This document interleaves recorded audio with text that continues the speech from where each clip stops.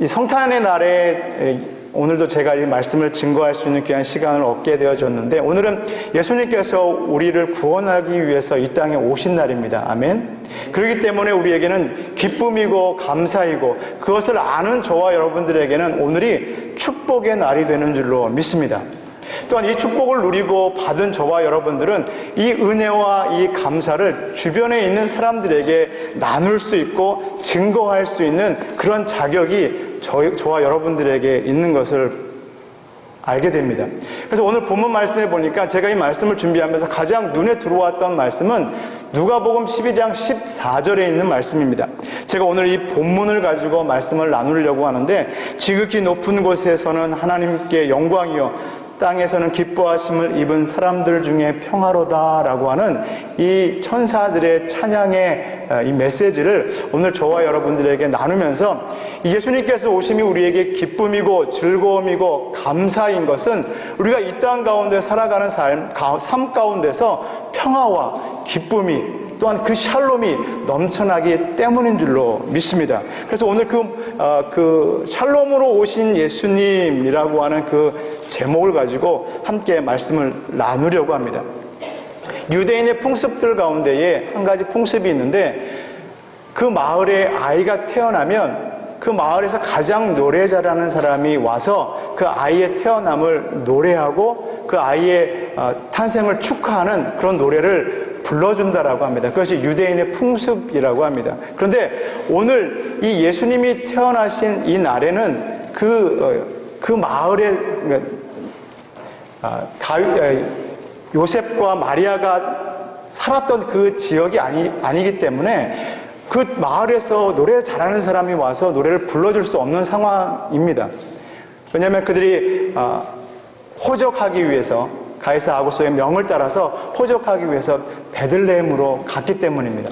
그래서 그곳에서 예수님의 탄생하심을 통해서 누구도 그 예수님의 탄생을 축하하거나 노래해 줄 사람이 없었습니다.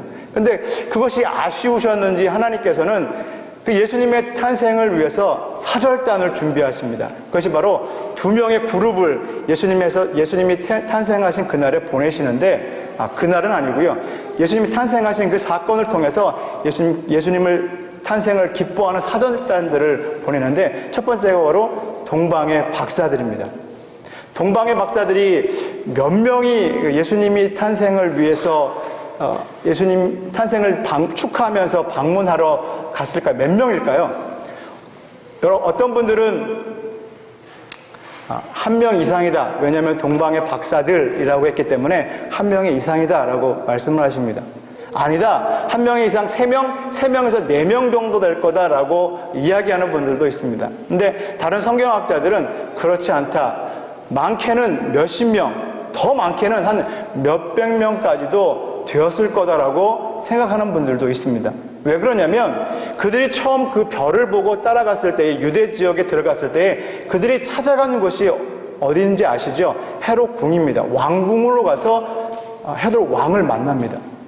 왕을 아무나 만날 수 있는 것이 아닙니다. 그만큼 동방의 박사들이 그 헤롯이라고 하는 왕을 만날 수 있는 어떤 지위와 다른 이방의 나라에 있었지만 그만큼의 그 높음에 있었던 사람들이라는 것을 알 수 있습니다.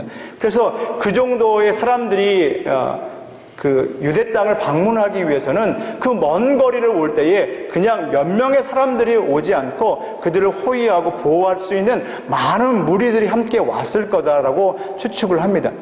그래서 동방의 박사, 그 유대 땅의 동방의 박사들이 올 때에 많은 사절단들이 와서 예수님의 나심을 축하하고 경배하고 황금과 유황과 몰약을 드리게 되어지는 겁니다.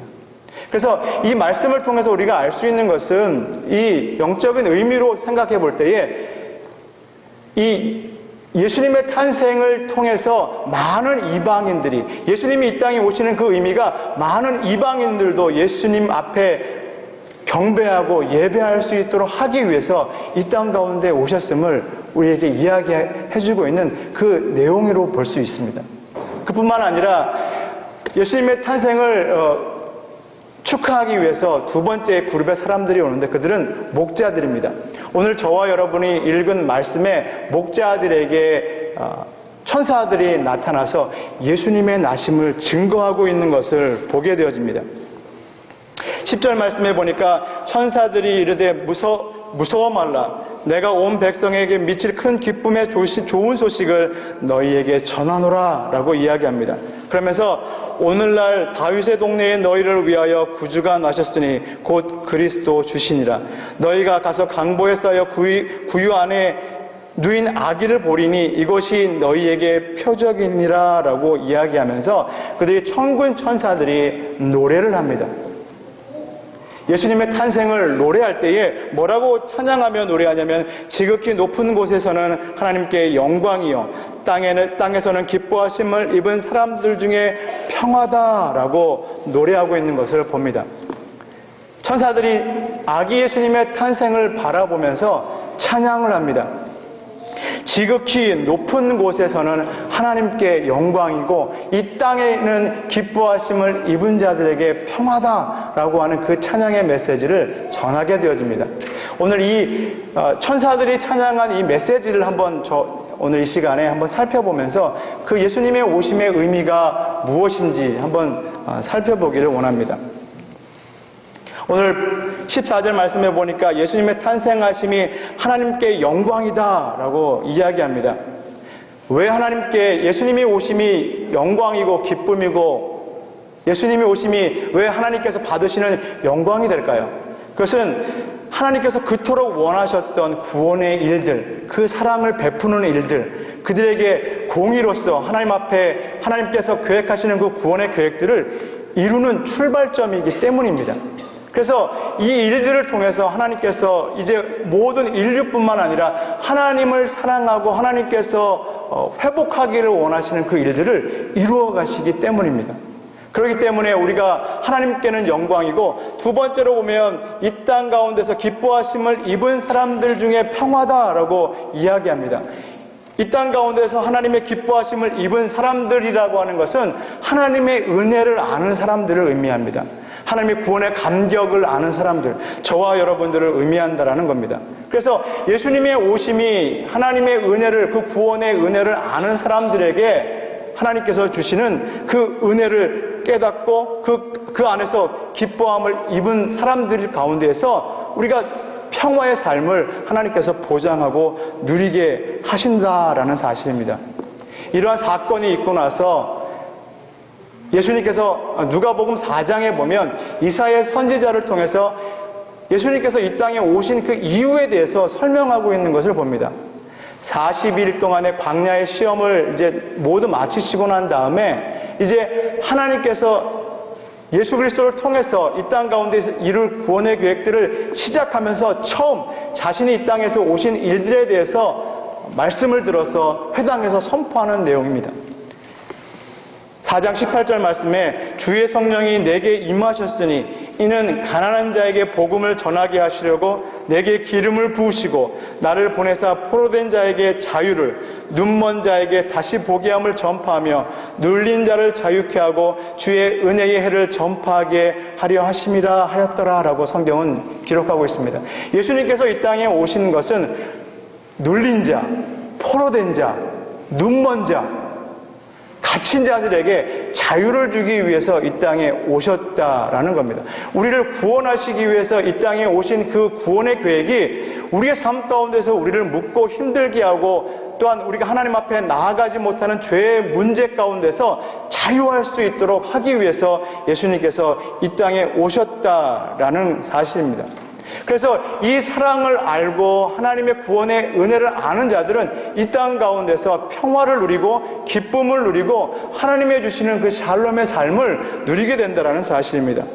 로마서 8장 35절 말씀해 보면 누가 우리를 그리스도의 사랑에서 끊으리요 환난이나 곤고나 핍박이나 기근이나 적신이나 유험이나 칼이랴 내가 확신하노니 사망이나 생명이나 천사들이나 권세자들이나 현재의 일이나 장래일이나 능력이나 높음이나 깊음이나 다른 아무 피조물이라도 우리를 우리 주 예수 그리스도 안에 있는 사랑에서 끊을 수 없느니라 라고 분명하게 말씀하고 계십니다.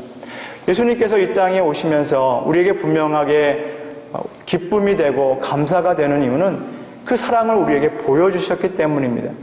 그 사랑을 아는 하나님의 백성들, 하나님의 자녀들이 이 땅 가운데서 누리는 삶이 정말로 하나님을 감사하고 기뻐할 수 있는 평화의 삶을 우리에게 허락하셨다라는 사실입니다.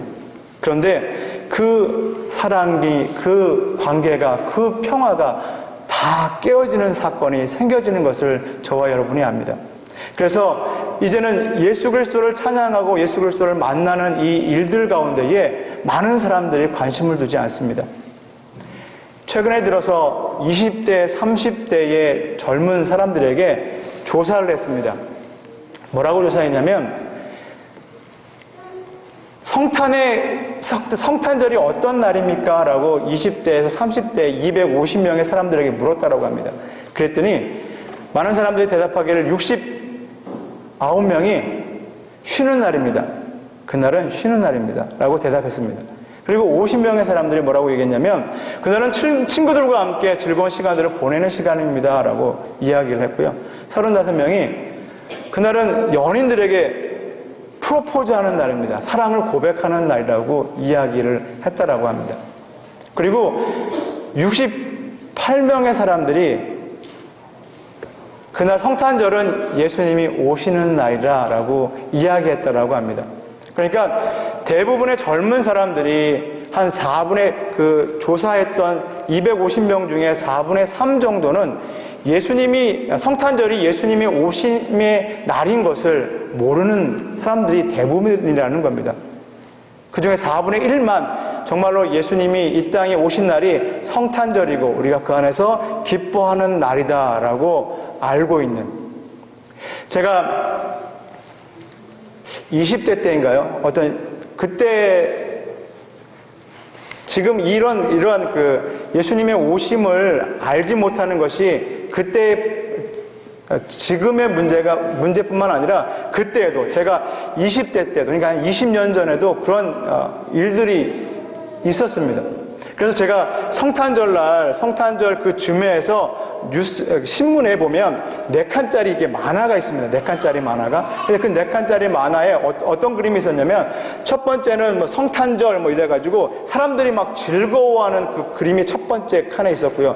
두 번째는 교회가 딱 그려져 있고요. 세 번째는 예수님이 이렇게 그려져 있고요. 네 번째 마지막 그림에는 교회 안에서 사람들이 기뻐하고 있는 모습, 막 이게 악수하고 인사하는 모습이 있고 예수님이 그 교회 밖에서 그것을 바라보고 있는 그런 4칸짜리 풍자의 만화를 본 적이 있습니다.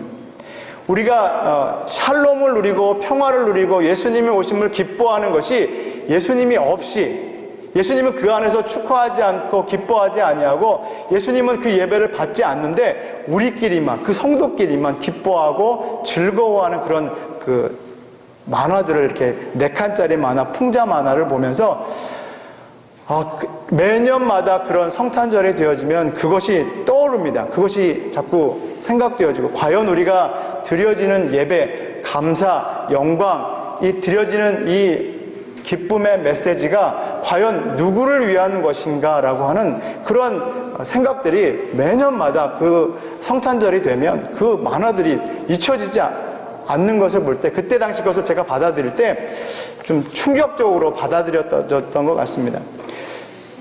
하나님께서는 이 땅을 창조하실 때에 마치 이 땅에 창조되어진 모든 일들이 옷감처럼 씨줄과 날줄이 이렇게 잘 연결되어져 있는, 그래서 온 세상이 서로 관계되어지고 조화되어지고 아름답도록 하나님께서 창조하셨습니다. 그런데 이 아름다운 관계가 죄가 들어옴을 통해서 모두 깨어져 버렸습니다. 하나님께서는 이 모든 아름다운 만물을 창조하시고 사람을 지으시고 이 관계 가운데서 하나님께서는 평화를 누리시고 샬롬을 누리셨습니다.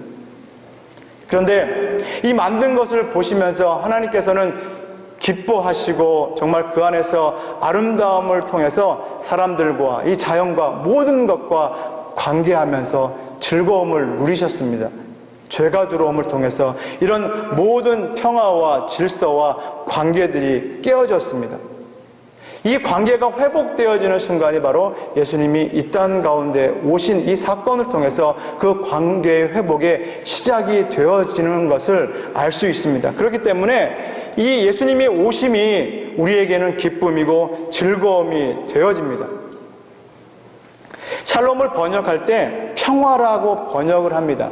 근데 이런 평화가 단순한 평화가 아니라 하나님께서 우리에게 주시는 이 관계까지 모든 것이 회복되어지는 것이 평화다라는 사실입니다. 나 개인적인 행복과 안위와 주어지는 그 평화가 아니라 하나님께서 원하셨던 그 관계, 그 샬롬이 이루어지는 것, 그것이 바로 평화가 되어지고 샬롬이 되어진다라는 사실입니다. 이 샬롬은 나를 통해서 내 주변에 있는 모든 사람들의 관계와 모든 만남들이 회복되어지는 샬롬입니다.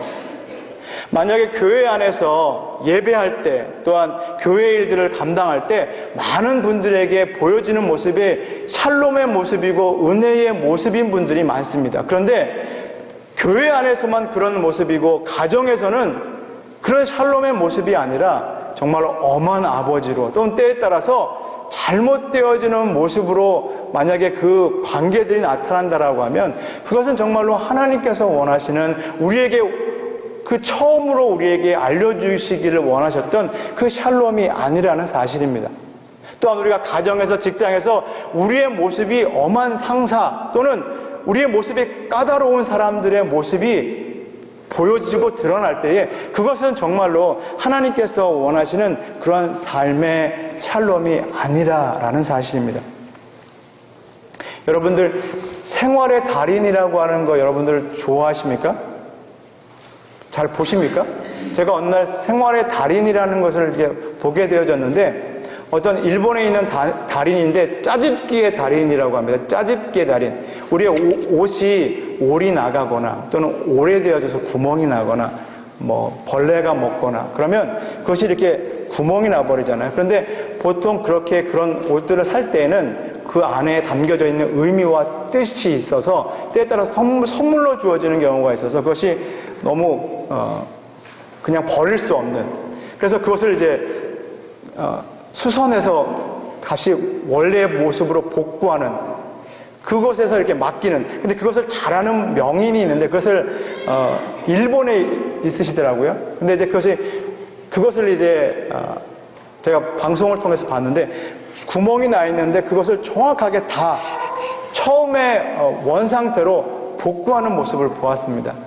근데 그것을 어떻게 복구하냐면, 저는 그것을 복구할 때 어떻게 저 실을 똑같이 찾을까라는 것을 생각을 했었는데, 그분이 찾는 방법은 새로운 실을 갖다가 예전에 오래된 그 구멍난 옷을 이렇게 다시 메꾸는 것이 아니라, 짜집기 하는 것이 아니라 그 원래에 있었던 그 옷감에서 실을 채취하더라고요. 그것을 취해서 그 옷감에서 실 하나하나를 또 빼서 분리해서 그것을 연결하는 것을 보았습니다. 그 패턴대로, 옷의 짜짐대로 그 모양 그대로를 그 실을 통해서 연결해 놓으니까 예전에 구멍 나기 이전에 그 원상으로 그대로 복구되어지는 것을 보았습니다. 어떻게 보면 그것이 마술처럼 보여질 정도로 그대로 복구되어지는 것을 보았습니다. 그거를 보면서 이것이 바로 우리가 누려야 될 샬롬의 모습이 아닌가라는 그런 생각을 해보았습니다. 우리가 오랜 시간 동안 신앙생활하고 교회 안에서 공동체 생활을 하면 우리가 그 시간이 지나오면서 항상 하나님의 은혜만을 마음에 담고 지내지는 못합니다. 때에 따라서 은혜가 떨어질 때가 있거든요. 그렇게 되어지면 평상시에 듣는 말일지라도 때에 따라서 그것이 마음에 상처가 될 때가 있습니다. 그것을 하나님의 은혜로 받아들이지 않을 때 때에 따라서 그것이 나에게 어느 순간에 상처가 되어집니다. 그런데 그것을 그대로 내버려 두니까 그것이 점점점 내 마음 가운데 큰 구멍을 내버리더라고요. 그러면 나중에는 정말로 그 상처가 회복되어지지 않으면 하나님의 관계, 평화를 누리지 못하는 일들이 생겨지는 것을 보게 되어집니다. 그런데 그것을 회복하기 위해서는 그 원래의 자리로 돌아와야 됩니다. 그것이 어디냐면 예배의 자리입니다. 하나님을 만나는 그 자리로 내가 원래 누렸던 하나님의 그 마음, 그 평화의 마음이 회복되어져야 됩니다. 그렇지 않으면 그 관계가, 그 마음이 절대로 치유되어지고 메꿔지지가 않습니다. 우리가 하나님이 주시는 이 평화가 우리 가운데 임하기 위해서 하나님하고 나하고의 그 관계, 그 원래의 자리로 돌아와야 됩니다.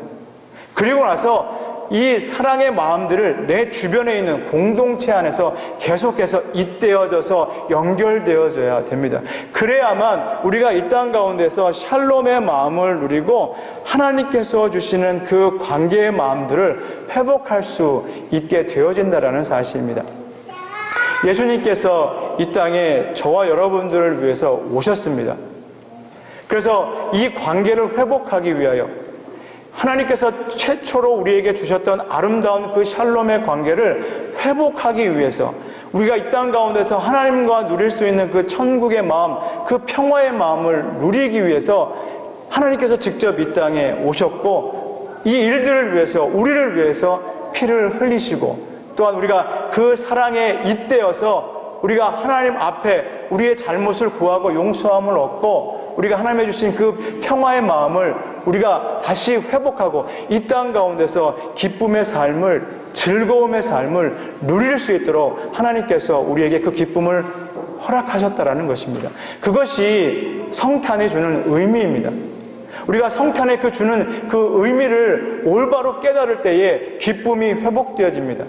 그 마음을 우리가 누릴 수 있게 되어진다라는 사실입니다. 여러분들 그 션이라고 하는 사람을 아시나요? 잘 모르시죠? 이분은 그 래퍼입니다. 그리고 이제 지금 내 아이의 아버지이기도 하고요. 근데 이분이 어떤 인터뷰에 나오셨는데 크리스찬입니다. 그분이 결혼하고 나서 지금까지 살아오면서 35억을 기부했다라고 합니다. 지금도 계속 기부하고 있고. 그런데 그분이 크리스찬으로서 내가 받은 은혜, 그 사랑, 그것이 너무나 감사하고 내 삶 가운데서 그것이 차고 넘쳐서 그 차고 넘치는 그 마음들이 주변에 계속 흘러 넘치는다라고 그 표현하더라고요. 그래서 내게 주어지는 그 일들을 계속해서 나누고 베풀고 드러내는 삶을 사는 모습을 볼 수 있었습니다. 꼭 35억이라고 하는 돈의 가치가 크기 때문에 그 사람의 위대한 것이 아니라 내가 하나님의 주시는 그 사랑이 어떤 것인지 바로 알고 내 주어지는 삶 가운데서 그것이 흘러넘치는지를 알기 때문에 그것을 계속해서 내 주변의 삶들을 향해서 자녀들을 향해서 흘러넘치게 그 삶을 살아가는 모습을 보여주더라고요. 그런데 그것이 가장 인정받는 사람이 누구냐면 아내였습니다. 아내가 그것을 인정하더라고요. 그것을 그래서 본인이 어떤 그 선행을 하기 위해서 하는 모든 일들을 하고 나서 집에 와서 내가 힘들고 피곤해서 나에게 맡겨진 일을 하지 않는 것이 아니라 그 일들을 다 하고 나서도 선행을 하고 다 하고 나서도 연탄을 나르고 많은 사람들 구제하고 돕는 일들을 다 하고 나서도 집에 와서 자기에게 맡겨진 일들 하나님께서 자신에게 허락했던 아름다운 그 자녀들을 향해서 모든 일들을 감사함으로 평화를 이루면서 자신에게 삶을 살아가는 모습들을 볼 때 그것이 그리스도인의 모습이 아닌가라고 하는 그런 생각들을 하게 되어집니다. 그래서 그 어떤 인터뷰하는 질문자가 이렇게 말을 합니다. 때에 따라서 우리가 많은 것을 갖게 되어지면 우리가 원하는 것들이 커지지 않느냐라고 그런 질문을 합니다. 우리가 원하는 것들이 넓어지지 않느냐라고, 우리가 담기를 원하는 것이 많아지지 않느냐라고 질문을 하더라고요. 근데 그분이 얘기하는 것은 오히려 션이라고 하는 분이 얘기하는 것은 아닙니다. 오히려 나에게 주어지는 그 하나님의 은혜, 그 축복의 삶 때문에 하나님의 주시는 그 평화 때문에 나에게 돌아오는 그 분량의 모습과 자는 내 양은 점점점 줄어들고 작아집니다. 그만큼 나에게 작아지는 것들이 다른 사람들에게 드러나고 나눠줄 수 있습니다라고 그렇게 인터뷰하는 모습을 보고 우리도 그랬으면 좋겠다라고 하는 그런 생각을 가져봅니다. 예수님께서 이 땅에 오셨을 때의 모습을 아까 전에 말씀하실 때 목자들이 와서 경배했다라고 말씀을 드렸습니다. 이 목자들은 그 당시에 가장 뭐랄까요? 천민들, 가장 못 사는 사람들, 가난한 사람들입니다. 그런데 천사들이 나타났을 때에 그때 당시에 바리새인들이나 유대인이나 종교 지도자들에게 나타나는 것이 아니라, 권력과 부가 있는 사람들에게 나타난 것이 아니라, 가장 가난한 자, 가장 어떻게 보면 소외되는 사람들, 그 사람들에게 먼저 나타나서 아기 예수가 낳았다라고 하는 소식, 너에게 기쁜 소식, 복된 소식을 내가 너에게 증거한다라고 이야기하면서 예수 그리스도가 나심을 증거했던 것을 봅니다.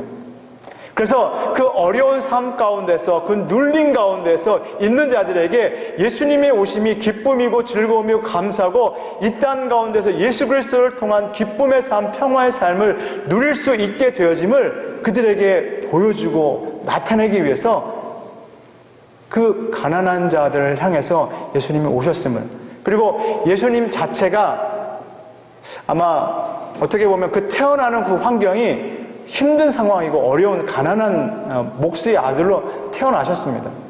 태어난 장소도 벌써 어디입니까? 보통 집에서 보통 태어나는데 마을 구유에 태어나지 않습니까? 그리고 이제 8살이 될 때에 아기 태어남을 인해서 이제 하나님 앞에 제사를 드릴 때에 그들이 드렸던 요셉과 마리아가 드렸던 예물이 비둘기입니다. 비둘기를 드렸다라는 것은 그때 당시 가장 어려웠던 사람들이 드릴 수 있는 제사가 비둘기 2마리입니다. 그래서 비둘기를 드렸던 것을 볼 때에 예수님이 태어났을 때 당시에 그 요셉과 마리아의 삶은 가난했습니다. 그리고 예수님의 삶은 그 가난한 사람들과 같이 계속 생활을 하셨고, 예수님이 십자가에 달려 돌아가시기 위해서 예루살렘으로 들어가실 때조차도 나귀를 빌려서 들어가십니다. 그리고 입고 계셨던 그 옷 모든 것들을 이제 다 제비뽑기에서 나눠주고요. 그 다음에 최후의 만찬을 할 때도 누군가의 다락을 빌려서 최후의 만찬을 하고, 죽으실 때 또한 묻히실 때도 남의 무덤에 빌려서 장사되어지는 것을 봅니다. 예수님은 이 땅에 오시면서 가난한 자들을 위해서 오셨고, 억눌리고 정말로 힘든 자들을 위해서 오셨다라는 사실입니다. 저와 여러분들이 이 샬롬의 의미, 예수님의 오심을 이 시간 우리가 함께 돌아보기를 원합니다. 예수님의 오심이 우리에게 기쁨이 될 수 있는 것은 예수님께서 오셔서 우리를 구원하실 뿐만 아니라 이 땅 가운데서 우리와 함께 하시면서 정말로 예수 그리스도를 나의 구주로 인정하는 하나님의 백성들의 삶 가운데서 늘 함께 하심을 통해서 우리 힘들고 어려운 가운데에서 그것들이 우리를 억누르지 못하고 간계하지 못하는 그 넘치는 사랑으로 우리를 채워주시기 때문에, 그래서 우리가 이 땅 가운데서 샬롬을 누리고 기쁨을 누릴 수 있도록 하셨기 때문에 우리가 이 성탄이 기쁨이고 감사인 줄로 믿습니다. 그래서 천사들을 통해서 찬양하게 하셨습니다. 지극히 높은 곳에서는 하나님께 영광이요, 이 땅 가운데서는 기뻐하심을 입은 자들의 평화다라고 찬양하게 하셨습니다. 이러한 찬양이 저와 여러분의 찬양이 되기를 축원합니다. 이 찬양을 통해서 우리가 하나님이 우리와 함께 하심이 어떤 의미인지, 예수님이 오심이 어떤 의미인지를 우리가 한번 되돌아보시고, 이제 앞으로 새롭게 시작되는 2015년도 우리 삶 가운데서 하나님이 주시는 그 평화를 누리고 체험하고, 그래서 우리 삶 가운데서 날마다 넘쳐나는 사랑과 복된 삶을 나눌 수 있는 저와 여러분이 되시기를 간절히 축원합니다. 기도합니다.